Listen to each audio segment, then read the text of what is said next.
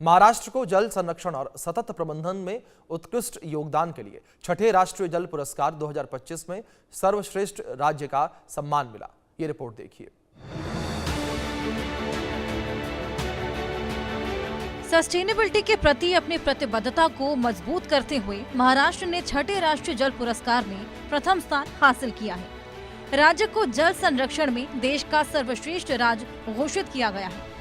जल संसाधन, नदी विकास और गंगा संरक्षण विभाग द्वारा 2018 में शुरू किए गए राष्ट्रीय जल पुरस्कार का उद्देश्य सतत जल प्रबंधन को बढ़ावा देना है, जो सरकार के जल समृद्ध भारत के विजन को आगे बढ़ाता है। जल शक्ति मंत्री CR पाटिल ने इस पुरस्कार की घोषणा की, जिसे राष्ट्रपति द्रौपदी मुर्मू ने देश भर में जल संरक्षण और प्रबंधन के उत्कृष्ट कार्यों के सम्मान में प्रदान किया। महाराष्ट्र की उपलब्धि केवल आवश्यकता का परिणाम नहीं, बल्कि पिछले कई दशकों में मिट्टी व जल संरक्षण, वाटरशेड विकास, सिंचाई अवसंरचना और प्रभावी जल प्रबंधन में किए गए बड़े निवेश और सुनियोजित प्रयासों का नतीजा है।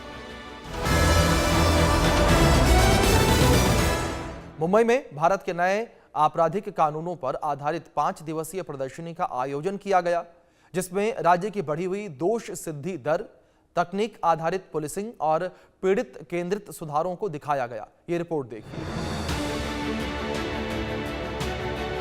मुंबई के आजाद मैदान में नए आपराधिक कानूनों पर 5 दिवसीय प्रदर्शनी की शुरुआत हुई, जिसमें भारतीय न्याय संहिता, नागरिक सुरक्षा संहिता और साक्ष्य अधिनियम जैसे नए कानूनों को प्रदर्शित किया जा रहा है, जो औपनिवेशिक काल के प्रावधानों की जगह ले रहे हैं। कानून व्यवस्था के क्षेत्र में बड़ी उपलब्धि के रूप में प्रदर्शनी में दिखाया गया कि 2013 में 9% के महाराष्ट्र का कन्विक्शन रेट अब 53% तक पहुंच गया है।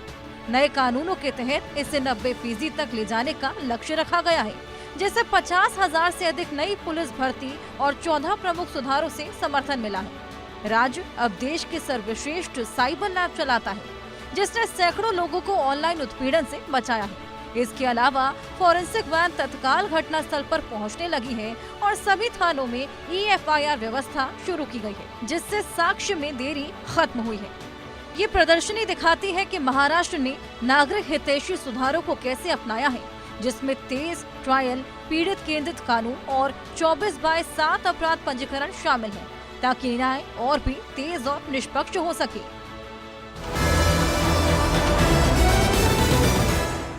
महाराष्ट्र ने एशियन सीड कांग्रेस 2025 की मेजबानी की, जहां केंद्रीय कृषि मंत्री ने राज्य में 3 नए क्लीन प्लांट सेंटर की स्थापना की घोषणा की है। ये रिपोर्ट देखिए। ऐतिहासिक अवसर पर एशियन सीड कांग्रेस 2025 का आयोजन मुंबई में किया गया, जिसमें दुनिया भर से विशेषज्ञ और प्रतिभागी शामिल हुए। करीब 1 दशक बाद ये विश्व की सबसे प्रभावशाली बीज उद्योग की घटना भारत लौटी है। भारत का बीज क्षेत्र वर्तमान में $7.8 बिलियन का है और 95% घरेलू उत्पादन के साथ दुनिया में 5वें स्थान पर है। नई नीतियां, क्वालिटी सीड्स और ब्लॉकचेन आधारित डिजिटल ट्रेसेबिलिटी के चलते ये क्षेत्र 2030 तक बढ़कर $19 बिलियन तक पहुंचने की उम्मीद है। कार्यक्रम में केंद्रीय कृषि मंत्री शिवराज सिंह चौहान ने घोषणा की है कि महाराष्ट्र में बागवानी फसलों के लिए उच्च गुणवत्ता वाले रोपण सामग्री उपलब्ध कराने हेतु 3 क्लीन प्लांट केंद्र स्थापित किए जा रहे हैं।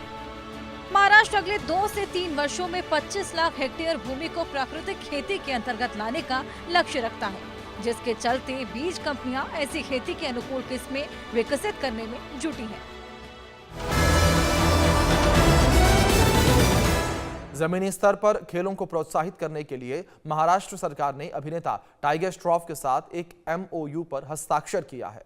उन्होंने महादेवा फुटबॉल पहल के लिए अगले 5 सालों तक ब्रांड एम्बेसडर नियुक्त किया गया है।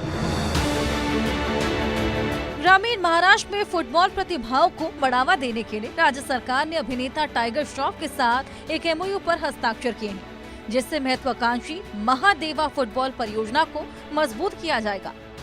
समझौते के तहत टाइगर श्रॉफ अगले 5 सालों तक महादेवा प्रोजेक्ट के ब्रांड एम्बेसडर रहेंगे, जिससे कार्यक्रम की पहचान और वैश्विक पहुंच बढ़ेगी। महादेवा एक टैलेंट हंट प्रोजेक्ट है, जो ग्रामीण और आदिवासी इलाकों से युवा फुटबॉल खिलाड़ियों को खोजने और उन्हें प्रशिक्षण देने पर केंद्रित है। सरकार हर साल 30 लड़के और लड़कियों का चयन करेगी और उन्हें प्रोफेशनल कोचिंग, शिक्षा और अंतर्राष्ट्रीय एक्सपोजर उपलब्ध कराएगी।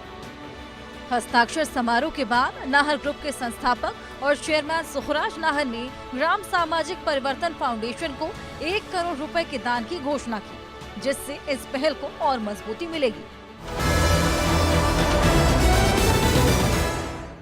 नेक्स्ट महाराष्ट्र में आज इतना ही। बाकी खबरों के लिए देखते रहिए इंडिया न्यूज।